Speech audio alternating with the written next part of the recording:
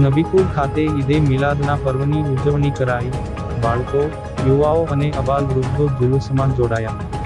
ઇસ્લામના છેલ્લા નબી મોહમ્મદ પયગંબર સાહેબનો આજે જન્મદિવસ છે, જેને સમુદાયના લોકો ઈદે મિલાદ પર્વના નામે ઉજવે છે, જે અંતર્ગત ભરૂચ જિલ્લાના નબીપુર ગામે પણ આ પર્વની ઉલ્લાસભેર ઉજવણી કરાઈ હતી.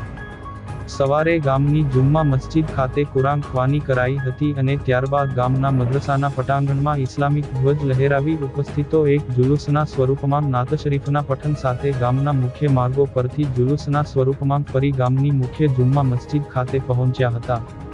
ગામની જુમ્મા મસ્જિદ ખાતે રાખવામાં આવેલ પયગંબર સાહેબના બાલ મુબારકના દર્શન સૌને કરાવવામાં આવ્યા હતા. સમસ્ત નબીપુર ગામ તરફથી નિયાઝનું આયોજન કરાયું હતું.